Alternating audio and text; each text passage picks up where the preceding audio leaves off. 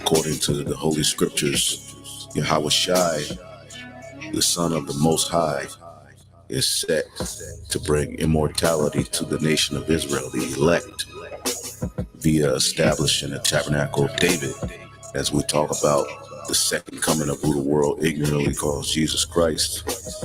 He is coming to take down this current world ruled by Esau, Edom, and establish a righteous kingdom, which is synonymous with the throne of David. That's scriptural, which is a government that's going to run this world in righteousness. But the saints of the Most High shall take the kingdom and possess the kingdom forever, even forever and ever. A transfer of rulership is coming, and the kingdom of heaven will be on earth. Righteousness will be spread throughout the whole four corners of the earth. Wickedness will be put down. But the saints of the Most High shall take the kingdom and possess the kingdom forever, even forever and ever. I mean, the ultimate destruction will come from the ultimate God, Yahawashi, okay? Underneath his father, of course. Okay, he's going to be the main one to destroy Esau and his society, okay? But we're going to have a hand in it too, as gods. When I say we, I mean the elect of Yahawashi, who is coming to gather, okay? In that day shall the Lord defend the inhabitants of Jerusalem, and he that is feeble among them at that day shall be as David, and the house of David shall be as God, as the angel of the Lord before them. The house of David will be as God. That word God is Elohim. We're going to go back to our original estate. Scriptures say in 1 John, the 3rd chapter, that we're going to be just like Yahawashi when he returns. The elect are going to be beamed up and changed according to the book of 1 Corinthians, the 15th chapter. Death will be no more. And Esau knows that, and that's the blessing that comes with the birthright given unto Jacob, of that land that was promised to the seed of Abraham, Isaac, and Jacob. Also the blessing of the firstborn was put on Jacob, because ultimately Jacob was first in spirit. So the hope of the elect is that we receive immortality.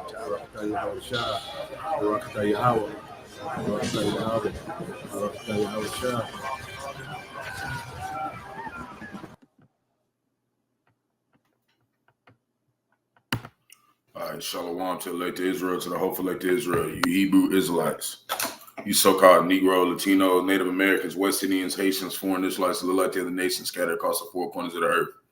I want to give all praise to Barak, Yahawashi. Got to give all praise to Yahawah, Bahasham, Yahawashi, Bahasham, Rawchaa, Qadash. Name of the Heavenly Father, everybody ignorantly calls God. His true name in the ancient Hebrew, which is the Rawchaa, Qadash. His true name is Yahawah. Bahasham means in the name of.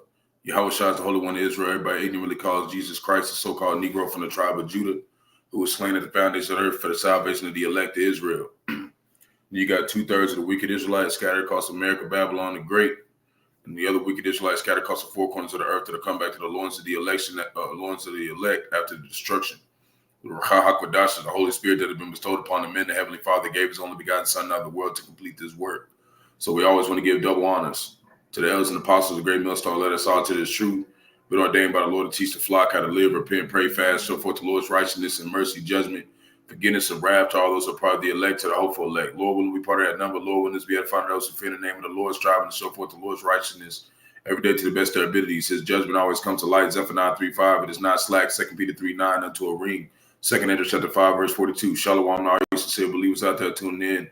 And on after Yahawah, Bahasham, Yahawashi, Bahasham, Rawchaa, Qadash, Barak, Atham. We're going to get into a lesson.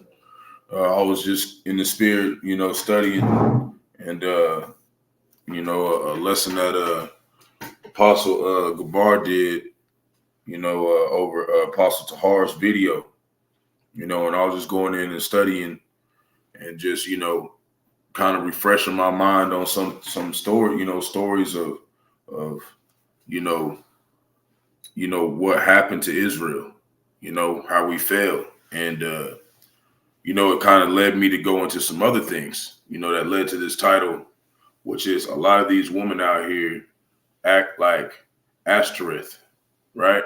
We're going to show you who that is. That's not really like, the main thing that we're going to talk about. The main thing we're going to talk about is the wall of partition. Okay. And, he kind of goes into that wall of partition is, it's got to do with, you got Vocab Malone trying to use Ephesians in the 2nd chapter. He's trying to use this scripture going into this wall being broken, and so the Gentiles can get in, but it has nothing to do with them. It was all dealing with Israelites. We're going to show you what that is, but through that, we're going to show you some more stuff that gives you a little bit of secrets of Babylon and America, Babylon the Great, and the things that they worship here, and why they do those things. Like I was talking about yesterday, how like a lot of their gods, so they're sacrificing babies and shit to these gods. Okay.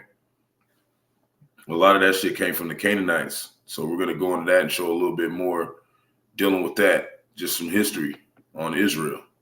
So Lord willing, us edifying to the flock. We're going to get started in Ephesians, right? So this is what he tried to use. We're going to show what he tried to use, and then we're going to show why he's going off. Okay, the wall partition had to do with the northern kingdom and the southern kingdom of Israelites, that were basically, King Solomon's sons. Okay. And they had an animosity towards each other.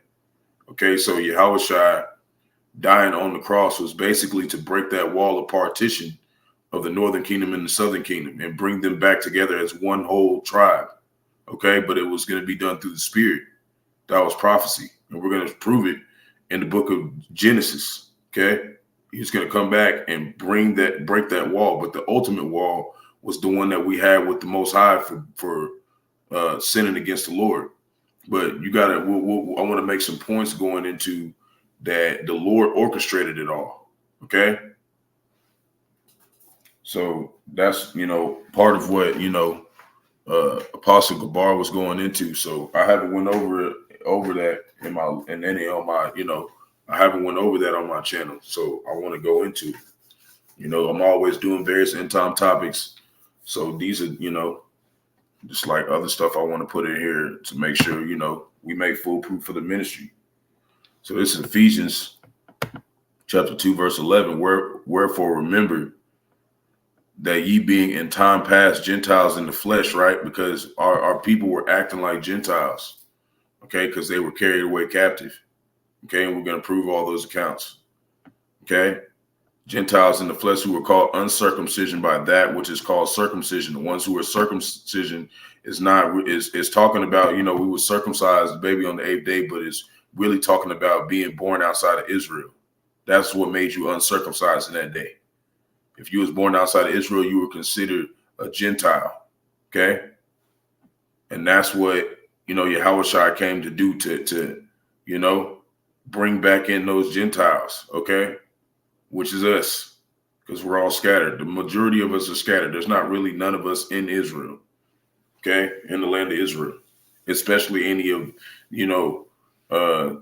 people who were spoken about by the Lord, because they had to deal with the curses the most. Most of them are over here, okay, in Babylon, living out our punishment, okay? And wherever else he scattered us. We ain't just stay in the land of Israel. Like, we got kicked out, for real.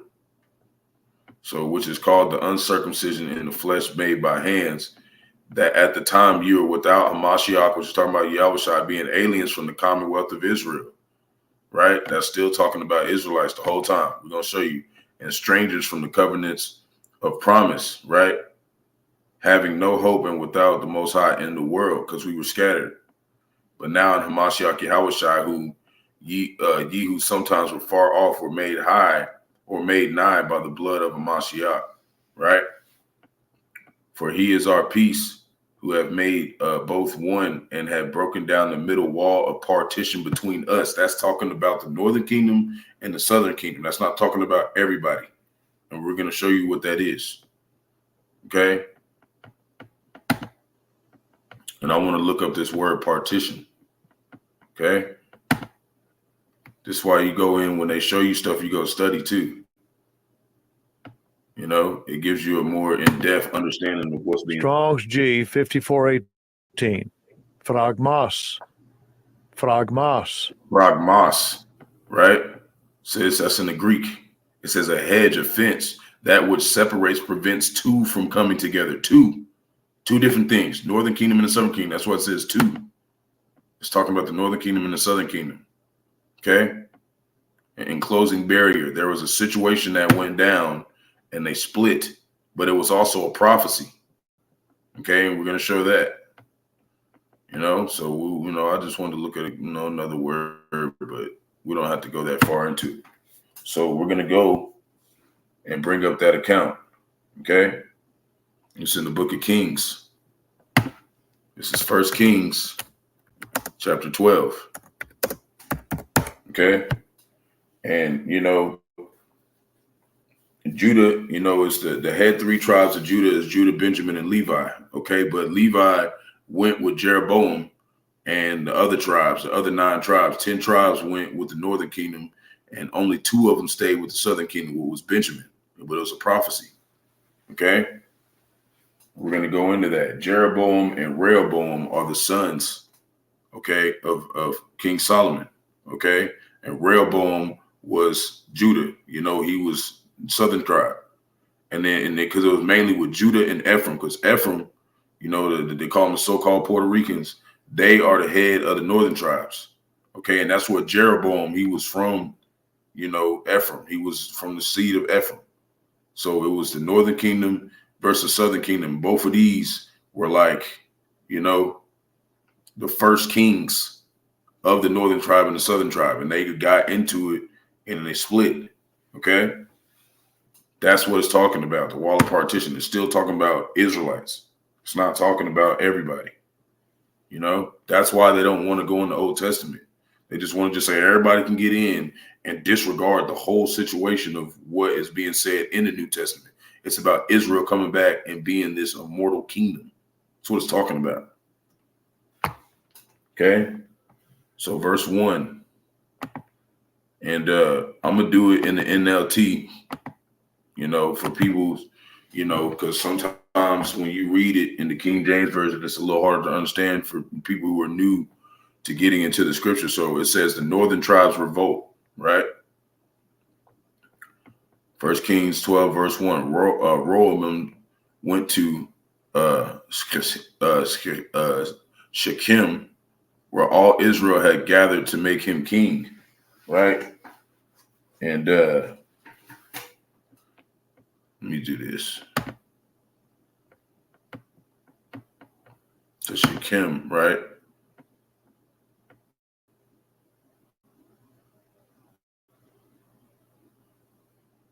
It's a city of Manasseh. So they were in Manasseh. Okay, that's one of the 12 tribes. They were in there. Okay, located in the valley between Mount Ebal and Mount Gerizim. So they're out there in Israel. Okay, and they're about to make him king because King Solomon just died. Okay, and they're about to make him king. This is his son. When Jeroboam's son of Nebat heard this, when Jeroboam, son of Nebat, heard this, right, northern king, right, he returned from Egypt, for he had fled to Egypt to escape from King Solomon, right? So he ran from King Solomon, and we're going to show you why, you know, in the account from another prophet who prophesied that that would happen. Okay, everything played out, you know, the way the Lord wanted it to play out, and he was a part of it. That's another thing that I want to show in this too. This is how we know that, you know, we go into reincarnation, that Yahawashi was King Solomon. Okay. And he came down to separate Israel. The Lord sent his own son to separate Israel. So we go through the prophecy. because he's not going to deal. He's not going to let nobody really deal with us like that. Okay. We had to get broken up to be brung back together through Yahawashi. Okay. So he went and did that. That's what he had to pay for that too. And we're going to prove that too. He had to pay for his own sins. We're going to prove some of the stuff, like how we know this is why most of our women are going off like this. Talking about Israelite women and shit. We're going to go into that. Show you like the Lord introduced this shit into Israel to split it. He did it. Okay. So Rehoboam went to Shechem, where all Israel had gathered to make him king. When Jeroboam's son heard this, right? He had fled into Egypt. He returned from Egypt. He came back. Okay. This is when he came back after King Solomon died. And when you go into a little bit later, we're going to go into the king that he was around. Okay. And some of his traits and how you know this. That's how you know who's the fuck is who and shit, and why they act like this in Babylon. Verse 3, the leaders of Israel summoned him, and Jeroboam and the whole assembly of Israel went to speak with Rehoboam. Right? So Jeroboam, everybody, you know, all of Israel went to go speak with Rehoboam because he was the head. He was going to be the head. He was going to run shit because he's Judah. Okay? Your father was a hard master, they said. Like a harsh labor demands and heavy taxes that your father imposed on us, then we will be your loyal subjects, right? Rehoboam replied, give me 3 days to think this over and come back for my answer. So the people went away, right? So he said, give me 3 days and come back. Then King Rehoboam discussed the matter with the older men who counseled his father Solomon, right? What is your advice, he asked, and how should I answer these people? The older counselors replied, if you are willing to be a servant to these people today and give them a favorable answer, they will always be your loyal subjects. So the older counselors told him, be nice to them and they'll run with you, basically. Verse 8, but Rehoboam rejected the advice of the older man, and this is the Lord doing this, and instead asked the opinion of the young men who had grown up with him and were now his advisors. Okay. And this all goes back to, you know, this split had to happen, okay? Because when you go to Genesis, I'm going to prove it to you. He said that there was going to be a split, and then when Shiloh came, which is talking about Yahawashi, they will come back together and will be together. And that's how we are right now in over here in Babylon the Great. And it says, another thing, Pascal Bar said that all of Northern Tribe not all of Northern Tribe. There are certain Northern Tribe leaders who stuck with King David and rocked with him, but the rest of them got taken into Assyria. Okay? They was acting like Babylonians and shit, and Greeks, just like a lot of our people are today. You know, he only bring back a remnant of us to where we can understand like why everybody's acting like that. Shalom, Malak, Yahawah, Bahasham, Yahawashi, Bahasham, Qadash, Barak, GMS in his likeness. Shalom, Malak, Shalom. But I want to go into Genesis 49, right? So you go right here, and he told him something was going to go down. Okay? He told him some stuff was going to happen. Okay? This is prophecy, Israel's prophecy concerning his sons, and Jacob called unto his sons and said, gather yourselves together that I may tell you that which shall befall you in the last days. And this was one of them for us to split up. Okay, we're going to split up, and then Yahawashi was going to come back and get us. And we're going to show you in verse 10. Okay. He told us we're going to go into captivity. And then when Shiloh came, which is talking about Yahawashi, we're going to get out of there, get out of here. And I'm going to prove that. Just give me a second. So it said, but Rehoboam rejected the advice of the older men, right? Verse 9, he went and asked, yeah, we got to keep going. Yeah, rejected the advice of the older men and instead asked the opinion of the young men who had grown up with him and were now his advisors. You see? So that's why, like, even now today, we know this, the Lord calls to do this, but this is why there's an order set up where we have older men to teach the younger. because a lot of time young advisors don't really have experience, and they're gonna fuck up and make shit worse. But that was what the Lord wanted to do. You're gonna see He wanted to do that. For Genesis 49 to come up for Israel to be reconciled. It has nothing to do with the other nations at all. Nothing to do with them. We're gonna show you. So what's your advice? He asked him, how should I answer these people who want them to lighten the burdens imposed by my father, which is talking about Solomon. Because Solomon put because they was out there worshiping these gods, okay? We're going to show you the names of them too. We're going to tie it into some stores that a lot of women go to today and a whole lot of other shit to show you that this place is worshiping Greek gods too. To show you that this baby sacrifice shit and what they're doing is not a joke. They're really doing that here. We're going to show you.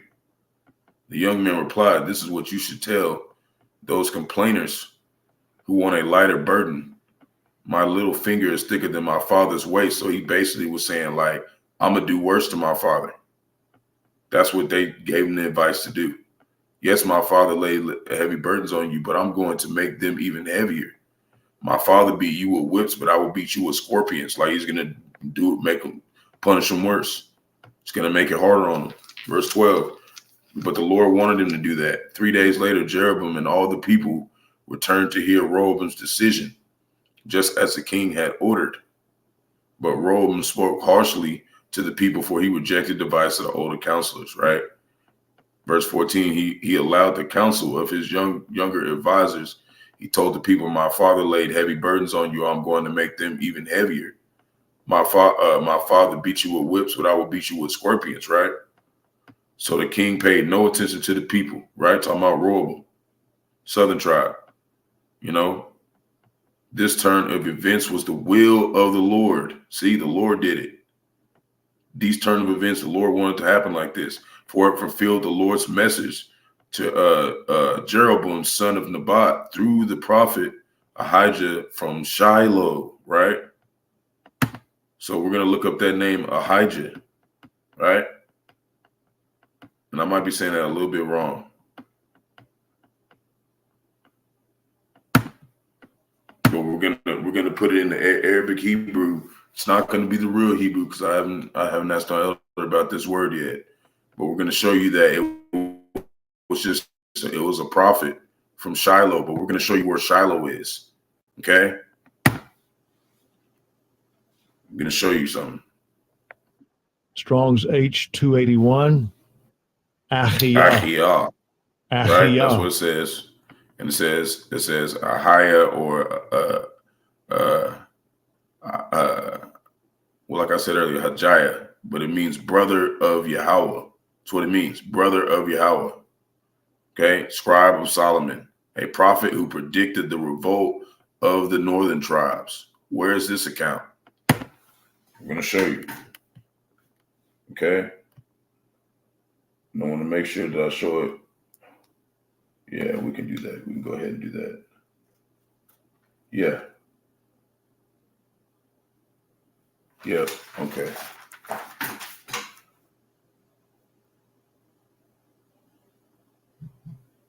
Yeah. So before I do that, I want to show this first. Okay. It says the Shilonite, right? So Shilonite. Okay. I'm just showing that this all is dealing with Israelites. This is not doing nothing to do with them. There's no heathens dealing with this at all. This has nothing to do with them. This wall of partition being broken. Strong's H7888. Shiloni. Right? That's what it says. But, you can say Shiloh night, Shiloni, whatever. See, Shiloh, place of rest. Where's that talking about? Ultimately, Yahawashi, he's Shiloh. We're going to prove it. But it's also talking about the land of Israel, an inhabitant of Shiloh, Shilonite. Okay?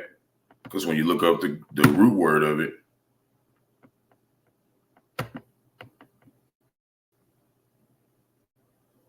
Strong's H7887. Shiloh. You know, place with that. See, a city in Ephraim and temporary home of the Ark of the Covenant. The Ark of the Covenant was there for a little bit. And the tabernacle, the place where Samuel grew up, right? A place in Palestine, Shiloh. It's talking about the land of Israel. That's where they were at. Okay? That's what it's talking about, a Shiloh night. He was an Israelite. He was in the land of Israel. Okay? But it also means this. Okay, when you look up the Greek, the deeper word of it right here, right? We're going to link that to Jeremiah 49:10 because it talked about all the stuff they were going to go through from one, but I don't want to get all the way into it. But see, like Reuben, my firstborn, my might, in the beginning of my strength, he was naming all of them. Okay, he was naming all of them, and the brother posted it up there too. But he was naming all of them and what they do and what they going through and whatnot. But they were going to split up a certain way. Genesis chapter 49, verse 10. This is where I was going to go to. The scepter shall not depart from Judah, nor a lawgiver between his feet until Shiloh come, and unto him shall the gathering of the people be. Right? He was going to bring us together. That's why he went and died on the cross, to bring them brethren back together. Okay, he didn't do it to get everybody. We're going to read that in the NLT too, and then I want to look up that word Shiloh. I'm going to show you in the last one. This is what it's going to say. Okay, it's going to show you what that word Shiloh means. It's just another word for the Messiah or resting place. We're resting in Yahawah, Bahasham, Yahawashi. So it has nothing to do with them. It has nothing to do with them. This is another one. The water. Jeremiah 26, verse 6. Then I will make this house like Shiloh, and will make this city a curse to all nations of the earth. See, he's talking about bringing everybody back to this fold and cursing everybody for, to all the nations of the earth for having their hands on us. It's talking about the Messiah coming back, Yahawashi, and fucking shit up. That's what it's talking about. It's not talking about letting y'all wicked ass niggas in. It ain't talking about that. But like I said, and that's crazy. Even when you put it in the NLT, this is why you want to be careful with this NLT. It doesn't even say Shiloh.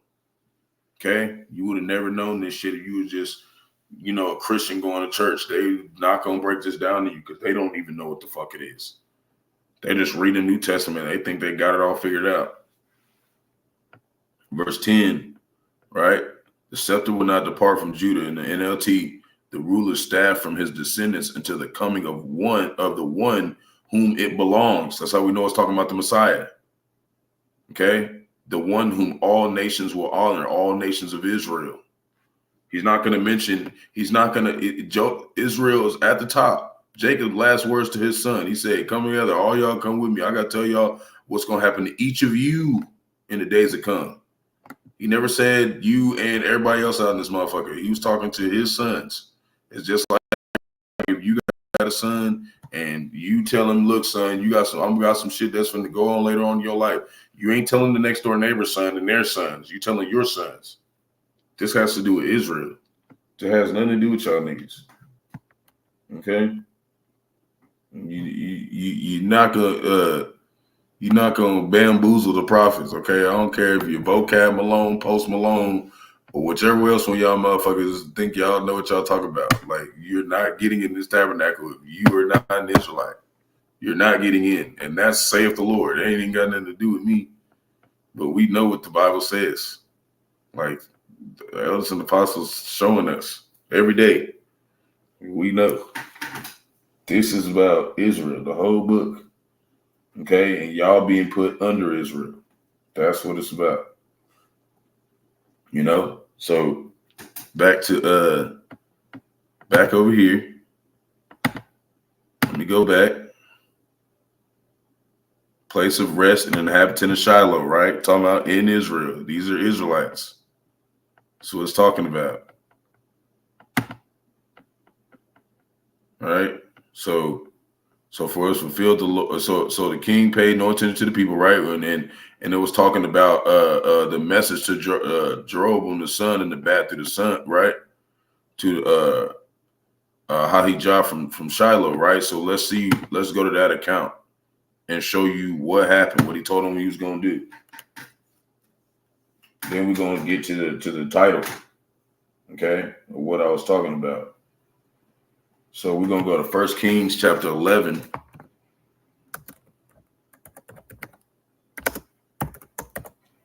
Verse 29. Yeah. I want to show you some words that I went and looked up, and it makes a lot of sense, okay? Because that's what they want you to do when you go in, when they make lessons and stuff, go in and study and look up words. Like, you're supposed to search deeper, and, you know, it gives you a little bit more understanding of why things are they are today. That's what the Old Testament is very, like, skilled at, you know, being able to show you, like, how we got here. So 1 Kings chapter 11, verse 29, it came to pass at the time when Jeroboam went out of Jerusalem, right? Because he left, right? Remember, he left because, Solomon was trying to kill him or whatever. You know what I'm saying? He said that the prophet of Ahijah, the Shilonite, found him in the way, and he clad himself with a new garment, right? So he had the garment on, okay? Ahijah. And they were two alone in the field, right? And this is just like a brother in the truth. See, there's his brothers in the truth and stuff that was making prophecies for the Lord too. And Ahijah caught the new garment that was on him and rent it in 12 pieces. And he said to Jeroboam, take these 10 pieces. For thus saith the Lord Yahawah, Bahasham, Yahawashi of Israel. He's still not talking to nobody else. Behold, I will rend the kingdom out of the hand of Solomon, and I will give 10 tribes to thee, right? After he died. Okay? But he shall have one tribe for my servant David's sake, and for Jerusalem's sake, which is talking about Israel, you know, Jerusalem. You know, it's talking about the whole 12 tribes when it talks about David's sake, but David was a Judite. So he's talking about the southern kingdom. And then when it says Jerusalem, which is Jerusalem, is how you really say that in the Rawchaa Qadash, that's the northern kingdom. Okay? But he ended up taking the Levites with him too. Okay, but they're southern kingdom. But it's going to show you that he only left two. He left Benjamin and Levi. Okay, to reestablish the tabernacle. Okay, the city which I have chosen out of all the tribes of Israel. See, because they have forsaken me, they have worshipped Ashtoreth, the goddess of the Zidonians, right? Shamash, the god of the Moabites, and Milcom, the god of the children of Ammon, and have not walked in my ways to do that which is right in mine eyes, and to keep my statutes and my judgments as David did his father, right? So Solomon did that. Okay, he introduced these gods, okay, to Israel, and we're going to prove it. Okay, going to prove it. It tells you. Okay, but that was the Lord doing that. He set it up. Okay.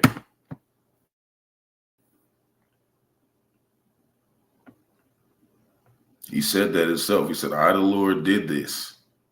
And this is why in another scripture, we're going to show you. That's why, you know, in another scripture that they, you know, I'm going to pull it up later where, you know, we was asking the Lord, like, why did you make us err from our ways? Okay. We're going to go into that and show you, like, the Lord did this.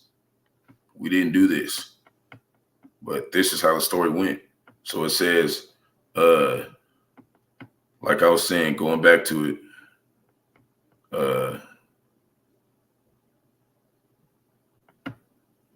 which one is it? Let me see. Right? I want to look up them words real quick.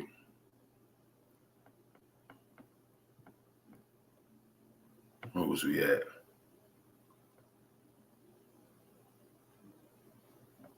No, we was over here.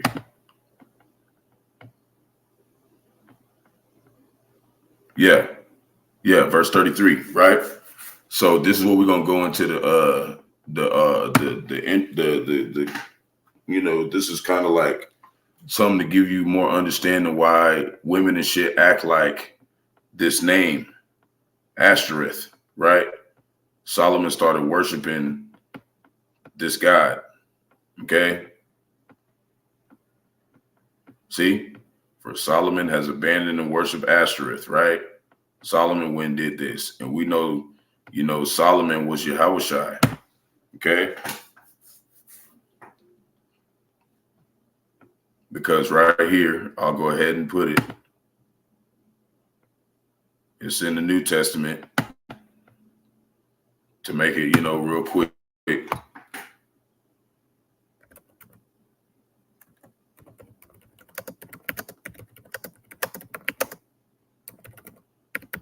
It's not worded like this, but it's in it's in the New Testament. It's hold on.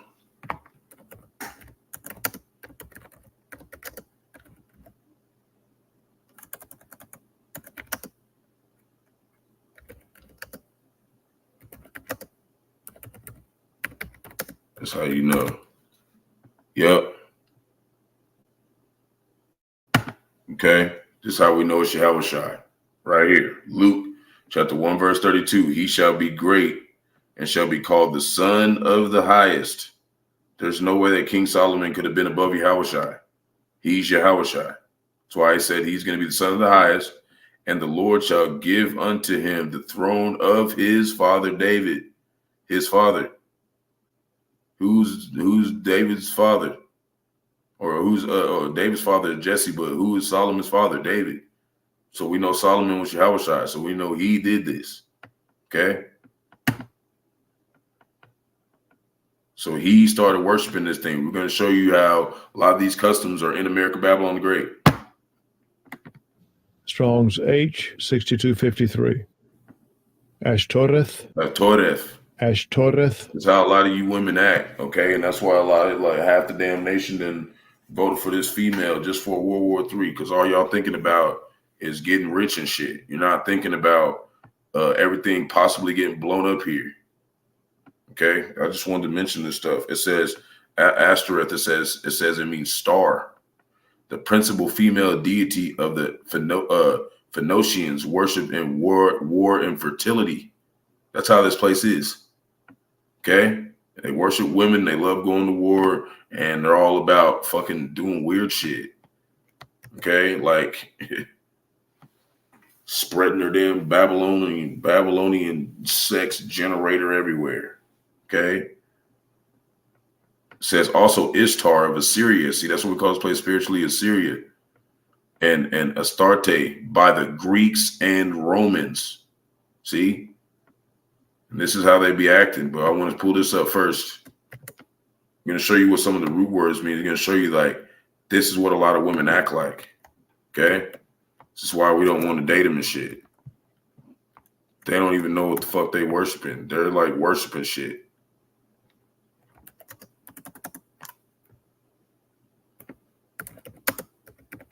Who were the Phoenicians? We're going to show you they're the Canaanites, okay? The so-called Africans, okay? They're the Canaanites, right here. Where did the Phoenicians descend? Right? The Canaanite people. That's the so-called Africans, okay? That's them, okay? That's who they are. That's where they're getting these gods from. And we're going to show you what Ashtoreth, what she is, right? A principal female deity. And the Phoenicians, which is talking about the so-called Africans, worshipped in war and fertility.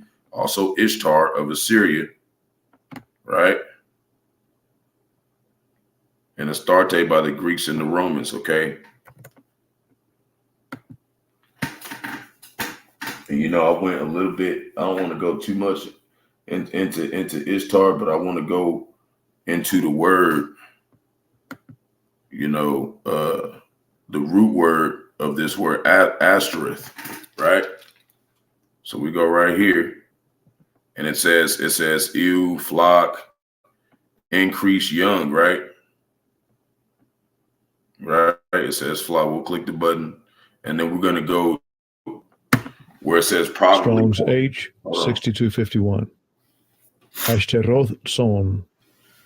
Ashtoreth son. Ashtoreth son. That's how they say it, right? But then you go to the etymology of it. It says probably from H 6238, right? You're going to go right here and look what it says. This is how a lot of women act here in America, Babylon the Great. A lot of them are worshiping this God and don't even know it. Okay? You're going to get punished for it. Because this is your mindset. Strong's H 6238. Asher. Asher. Asher. Says to be or become rich or wealthy and rich. Pretend to be rich. See? There's a lot of women here who do that. They pretend to be rich. You got some women out here broke as fuck. Mainly it's Eve. She be out here acting like she balling and shit. A lot of our women act like this God, and Yahawashi introduced that to our people for what? For stumbling blocks who weren't the elect. Okay? So they act like a certain God. He did that to separate the elect from everything else. He came and put in these gods and shit because he was the richest man on earth. He went and made sure this shit was instilled. So some women that he didn't want to be part of the elect made it all the way to this point and couldn't get there because this is what they worshiped every time they was here. And they're going to worship it all the way to the end and get blown up, pretending to be rich and shit when we're under the curses. That's the problem with a lot of our women and shit. You know, and the ones that do got money, they're definitely, you know, all they think about is to become rich or be wealthy. That's why a lot of women out here is like, I need a man with 150K, 200K. A lot of these women are like Ashtoreth. Okay. This is one of these fake gods the Lord put out here. And this is what they are worshiping probably at some time in the earth. But now it's like different, but they still doing it. It's just like, it's just hidden. But they're worshiping the same shit. You know, that's why they're all thinking about their careers and all that shit. That shit came from the Canaanites, and they instilled that shit here in Babylon. Okay, and it says that some of the traits of them are master builders, arrogant traders, wealth mongers, and hubristic false worshipers. See what I'm saying? That's the traits of these people. And they bring that shit in here in Babylon. Okay. These are the gods that the Lord put on Israel. Okay. To make prophecy go to pass. He had to pay for this. That's my point. He had to pay for this. He had to pay for his sins. We're going to show you in the book of Hebrews, it says that. Right? Of the Sidonians. And when you go into Sidonians, it's still talking about them. Cheshmash, the god of the Moabites, right? So the god of the Moabites, this is why, like, when you look at Second Esdras, it talks about how they tried to be just like America, Babylon the Great, right? Because this is what they worship. This is what they be worshiping. Strong's H 3645. Chemosh. Chemosh. Chemosh. Right, and it says Chemosh. It means subduer, the national deity of the Moabites and the god of the Ammonites. So the Japanese and the so-called Chinese. Okay, and it says Baal Peor, Baal, Beelzebub, Mars, and Saturn. See, they worship Esau Edom because that's the spiritual demon that's like not Esau Edom is the physical counterpart of Satan. Satan is a spiritual demon in the Edomites, and they worship the Edomites. That's why I said, thou art wretch, Asia, you know, who wanted to commit whoredoms with America, Babylon the Great. Okay, I'll pull it up. Since I mentioned it, I don't want to butcher it.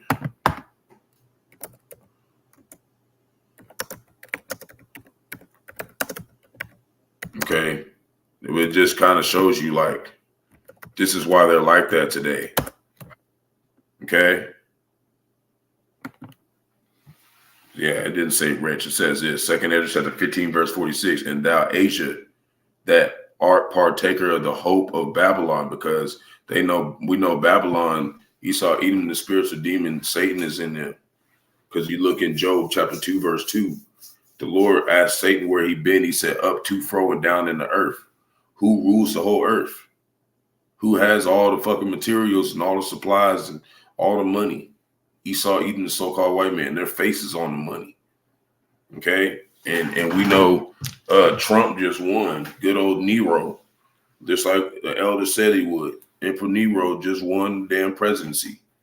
It's going to be Esau, Edom in this land, and the Esau, Edom land in this bitch.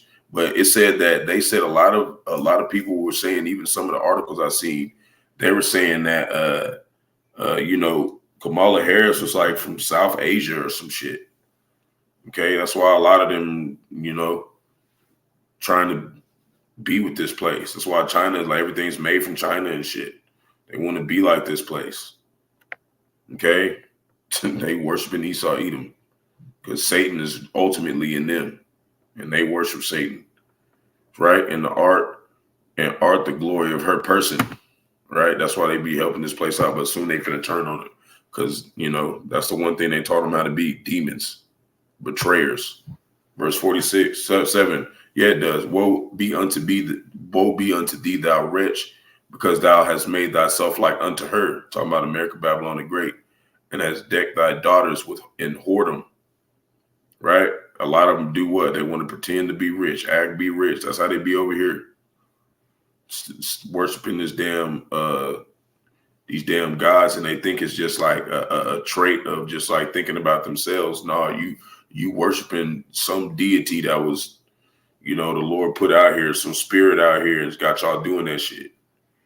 Some wicked spirit out here, that they might please the glory in thy lovers, which have always desired to commit whoredom with thee. Right? Be whoremongers and sell everything and shit and extort people and shit.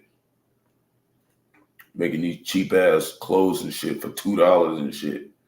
Charging $20 and shit. So, right? So it says, and I want to point this out. We almost to it. I wanted to make a point. Right? And then Milcom, the god of the sons of the Ammonites, right? And this god,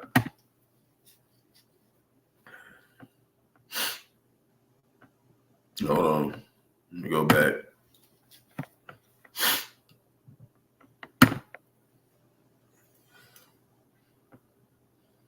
It means great king. And it says the God, and we'll click the button up there.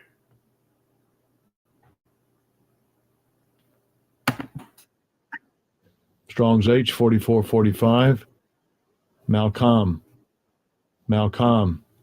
Okay. Right. And it says great king, the God of the Ammonites and the Phoenicians, right? The Canaanites, so-called Africans, to whom some Israelites sacrificed their infants in the valley of Hinnom, like we was talking about earlier. See, and it says also Molech. So they're doing it too. Okay. They're over there doing that shit too. Okay. Because they want to be like Babylon. So they're doing that shit in the Middle East too a lot. National idol of the Ammonites. Okay. And when you go back, this is why they got shit like Macy's, right?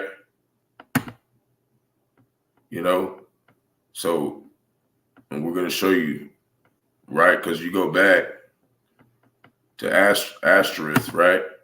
And we're going into a fertility god that's about war and fertility, right? So when you go back to that, you go look up the Greek god, okay? There's a Greek god that's named after Friday.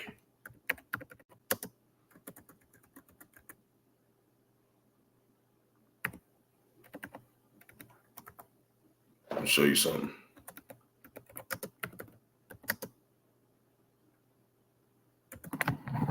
Okay, and they call her Freya. That's where you get Friday from, Freya. That's who it really is. That's why on Friday usually, is when the weekend starts. All the females dress up all nice and shit. They want to go out to the club and do what? act rich, you know. And look what this means. It says Freya comes from the Norse mythology and Aphrodite as a Greek goddess for pre-Christian Scandinavians. Okay, Freya was seen, and they're not Hamashiachium. They try to say they are. They're not. They're not Christians. Christian means Hamashiach, which means anointed. They're not anointed. Okay, these fucking Edomites and shit. You know, Freya was seen as a goddess of love who is sexually attractive and available. That's why they got the women come out here, these booty shorts, fucking, you know, had all they shit showing titties out. This is that God. That spirit is in these women, and they doing that shit. And the majority of women here, okay? And they don't get it. And it's always on the weekend. They go out Friday, Saturday, and then Sunday they be, you know, getting ready to go back to work or getting up from being available, okay? It even says, the story of her said, Freya shared her body with 4 dwarves to attain the necklace of rising. See, she just got a damn necklace. They gave her a damn necklace. And when you see pictures of her, she looks like an Edomite. See? And most of them, you know, more than likely, you know, you got a lot of Eve that's like this. Okay? This Greek shit, man. It's all tied into the fraternities and everything that they do. All right? So a lot of you women out there, y'all be dressing all nice and being available on Friday and be trying to act like y'all not. This is what you're doing. You know? This is who you're acting like. This is what the Lord's going to see in you. This is the spirit. This is the spirit that's on you. You know?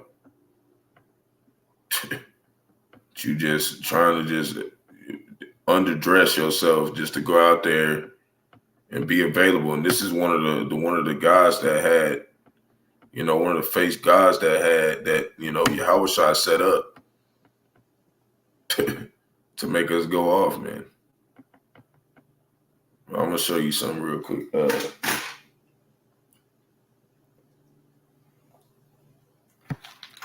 gonna go back.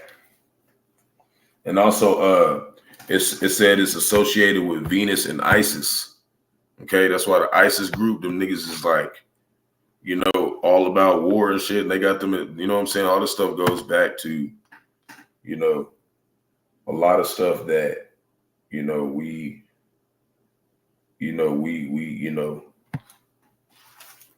see today. You know, but it said also, you know, the worship of this God, which is now going back here. I want to go back to this one and then go into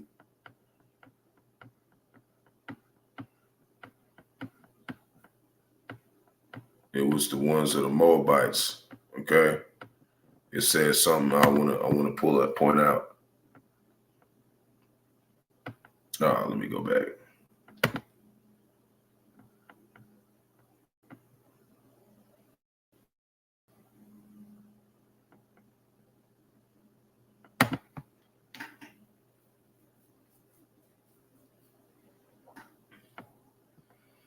Okay, and it says the worship of this God was introduced into Jerusalem, right? He introduced it to Israel by Solomon.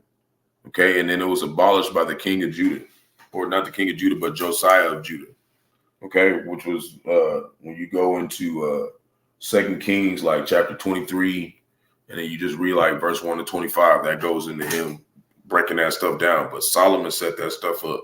And that's what had Jake going off. Okay, because Solomon was ruling. All right. And we know he's Yahawashi, so we know that's how he did it. You know. And then you know, when you go back to the story, right? Going back to when, you know, they made, you know, Rehoboam, or the southern tribe, made it harder for the northern tribe. Hold on. Did I mention that yet? Yeah. This was that prophecy. He made it, Yeah, that's right. I was in verse 33, but I want to keep reading down here before I go into that. Before I keep going back. But it said, verse 34, but I will not take the entire kingdom from Solomon at this time for the sake of my servant David, and one whom I choose who obey my commandments and decrees. I will keep Solomon the leader of the rest for the rest of his life. Right. And I will take the kingdom away from his son and give 10 tribes to you. So that's why that over there in 1 Kings 12, the next chapter happened. His son will have one tribe so that the descendants of David, my servant, will continue to reign, shining like a lamp in Jerusalem, right? The city I have chosen to be the place for my name, because Yahawashi was going to come out of the seed line of David. I will place you on the throne of Israel, and you will rule over all that your heart desires, right? If you listen to what I tell you and follow my ways and do whatever I consider to be right, and if you obey my decrees and commandments, as my servant David did, then I will always be with you. I will establish an enduring dynasty for you, as I did for David. I will give Israel, and I will give Israel to you. And that's what's going to happen. At the end of the day, he's going to get, he's going to get it, That was the prophecy. But because of Solomon's sin, I will punish the descendants of David, though not forever. See, we had to get punished. And that's what he was telling his sons in Genesis 49. Y'all finna get punished and this kingdom's going to split. Because it said a divided house can't stand. That's how we know now. You see that the Republican and the Democrats are completely split in half. So we know this place is not going to stand. So we watched that happen to our tabernacle. Now it's going to happen to Esau Edom's kingdom. Solomon tried to cure Jeroboam, but he fled to King Shishak of Egypt and stayed there until Solomon died. And Shishak was a Canaanite. Okay, and his name literally means greedy of fine linen. Okay, they're all about just rich and okay, just what this place is like. A lot of this shit came from the Canaanites. Okay, that's what we're trying to show you. It's just some stuff that I ain't really went into on my channel. So this is why they said this. Okay, this is why this was said. Okay, for it to make more sense. To tie into, what I was saying earlier about how, he made us err from our ways, and he had to pay for his own sins. So it says, Isaiah 63:17, O Lord, why hast thou made us to err from thy ways and harden our heart from thy fear? Return for thy servant's sake the tribes of thine inheritance. He is talking about the tribes. It's got nothing to do with them. It's got nothing to do with them. And since he split the tribes up, right? Because when you come back over here, before we pull it out, it said that he had to pay for his own sins. We're going to read a little bit more of this. So the king, back to 1 Kings chapter 12, verse 15. So the king paid no attention to the people. This turn of events was the will of the Lord, for it fulfilled the Lord's message to Jeroboam of Nebat through this prophet Ahijah from Shiloh, right? We just read that. Verse 16, when all Israel realized that the king had refused to listen to them, they responded, down with the dynasty of David. We have no interest in the son of Jesse, right? Back to your homes, O Israel. Look out for your own house, O David. So the people of Israel returned home. But some of the northern tribe, few of them, specific ones, leaders stayed and had, they people with them who followed them and they stayed. And the majority of them went back, okay, and went into slavery, okay, went into captivity from the Assyrians, okay, and you can find that Salmanar and Sargon II, okay.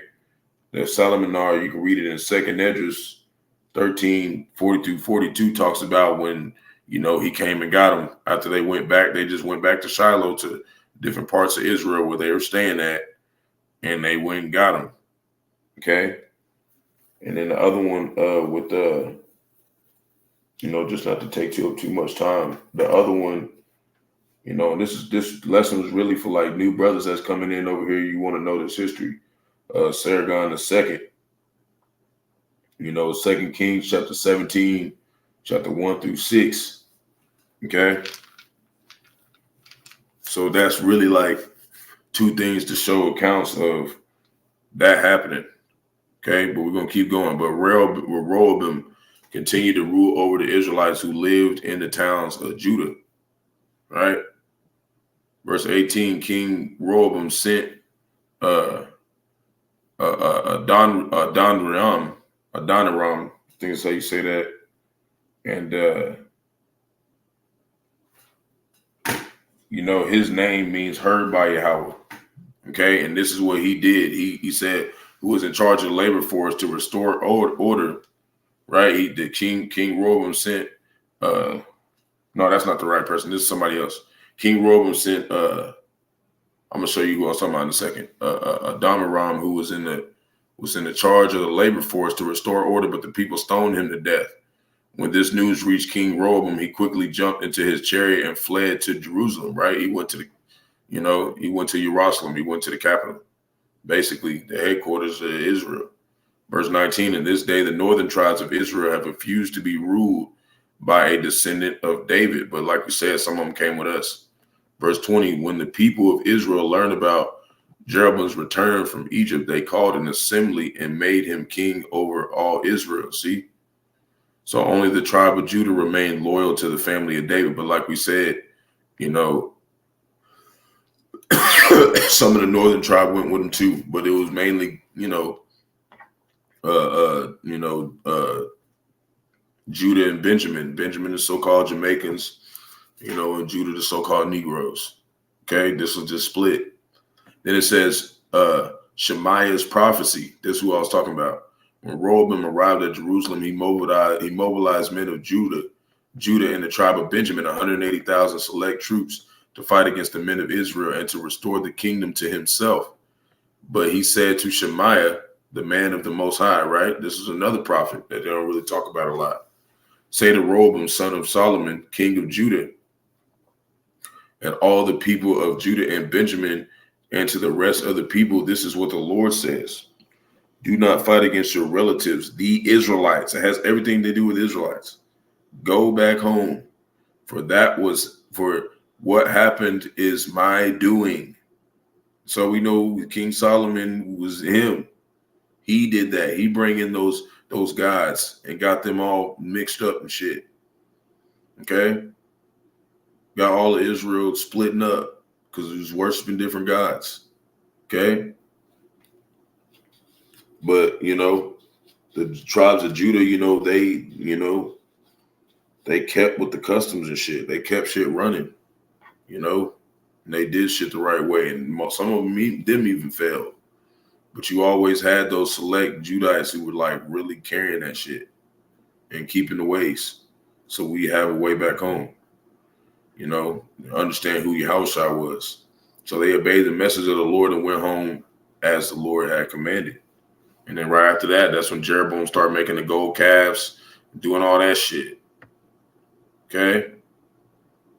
That's the split. And he introduced that stuff to Israel, and they kind of fell for it more. That's where all that came from. All that shit is here today. Now, I wanted to go into showing that, Yahawashi had to pay for his own sins. For him being King Solomon and doing that. Okay, he had to still pay for those. So reincarnation exists. Hebrews. And I studied some other stuff too, but I'm not going to go into it. I just wanted to make those points that it's not talking about their ass. And he really goes way more into it, but I just wanted to go into this account about the sons of Solomon, because I haven't went over that before on my channel and stuff. So Hebrews chapter 7, verse 27. And the Spirit led me to make a couple more points about just the beginning of his lesson that he did. So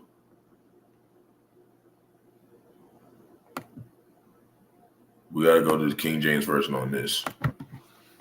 I just wanted to show the story, in the NLT, because it gives you like a more, where if you don't understand, because sometimes when you go into the King James Version, if you're not used to reading like poetically, you can get tripped up. Hebrews chapter 7, verse 27. Let's see. Let's start at 26. This is another reason why they don't want to add the book of Hebrews. That's why they're trying to take it out. Hebrews 7:26, or you got some people who say like, oh yeah, we don't, you know what I'm saying? They try to say we don't accept that book as a book of the Bible or whatever. It's all about the Hebrew Israelites. That's why they don't want to accept it. For such an high priest became us, who is holy, harmless, undefiled, separate from sinners, and made higher than the heavens. Who's that talking about? Yahawashi, who needeth not daily, as those high priests, to offer up sacrifice, right? But then it says, first for his own sins, and then for the people's. For he did once when he offered up himself. See? The law maketh men high priests which have infirmity, but the word of the oath, which was since the law, maketh the Son, who is consecrated forevermore. See? He had to offer it up for his own sins. Okay? That's what he had to do.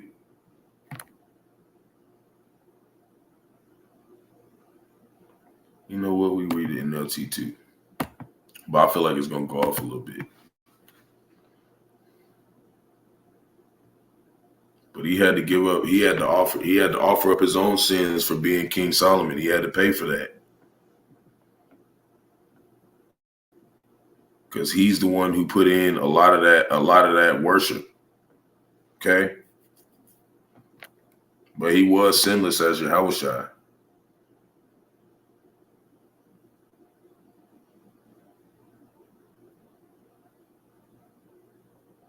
So it says, unlike those other high priests, he does not need to offer sacrifices every day. Of course, they did this for their own sins first and then for the sins of the people.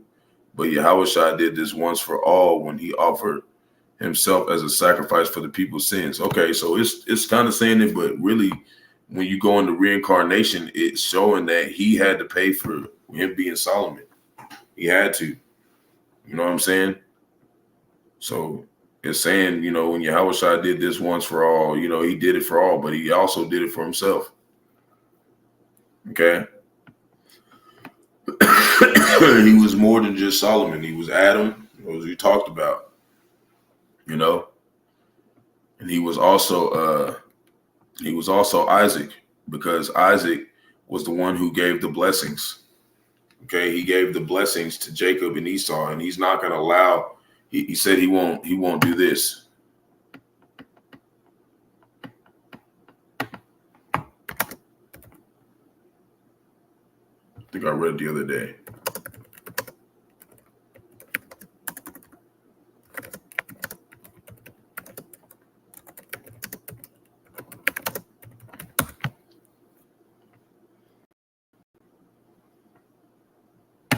So I just want to put these things in here just to further go in and show you. Isaiah 42:8, I am the Lord, that is my name, and my glory will I not give to another, neither my praise to graven images. So his glory is Israel, like that tabernacle being built. That's his. That belongs to him. He died for it, and he set it up and broke it down. Okay, he bring it together and split it apart. He did that. He said, I, the Lord, am doing this. Go back home. Okay, and then he came back after he died, for setting that up, and he died, of course, for all the sins that Israel was doing. He came back after that and told all of us that he was going to remind us in the end of the days that he's bringing this tower and establishing this. This has nothing to do with them. That's what it's talking about.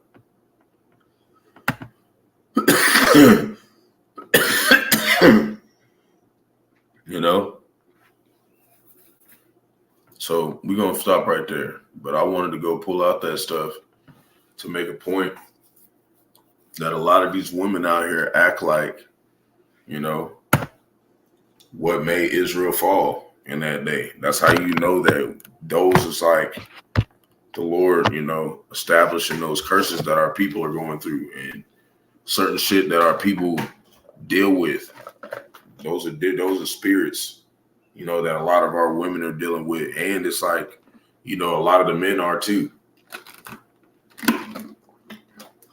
You know, Jake wanna buy, you know, a $50,000 car and, you know, be out here like with nothing. You know, that's from them type of spirits that, you know, King Solomon himself, which we know is Yahawashi, was showed us. That's why I said, why he make us err from our ways. So that's why we're glad now that we're in the end, because this time the Lord's not going to make us go off. If we're the elect, he's going to make us do what he wants us to do, which is to do the right thing. You know what I mean? But that's really for, like, you know, new brothers, that's over here and you know, coming to the camp over here. So I thought I'd come put that out, you know, for you to have something to go look into too, you know. But I learned some stuff too. So Shalom to Lake to Israel, hopefully Lake to Israel, Hebrew Israelites, so-called Negro, Latino, Native Americans, West Indians, Haitians, foreign Israelites, Allot, the other nations, scattered across the four corners of the earth. I want to give all praise to Barak, Barak, Yahawashi. I got to give all praise to Yahawah, Bahasham, Yahawashi, Bahasham, Qadash. Double honors to the elders and apostles of the great millstone. Let us all to this truth. But ordained by the Lord, teach the flock how to live, repent, pray fast, so forth, the Lord's righteousness and mercy, judgment, forgiveness and wrath to all those who are part of the elect, to the hopeful elect. Lord, when we part of that number, Lord, when it's be edifying those who fear the name of the Lord, striving to show forth the Lord's righteousness every day to the best of their abilities. Peace and blessing to the elect. The water for your precepts, you know, you definitely help. I didn't have that one with the Jeremiah 26:6. I'm going to have to write that one down. I didn't have that one. But the water, for tuning in, Lord, when it's edifying, peace and blessing to the elect. Kwame Yasharala, Shalom.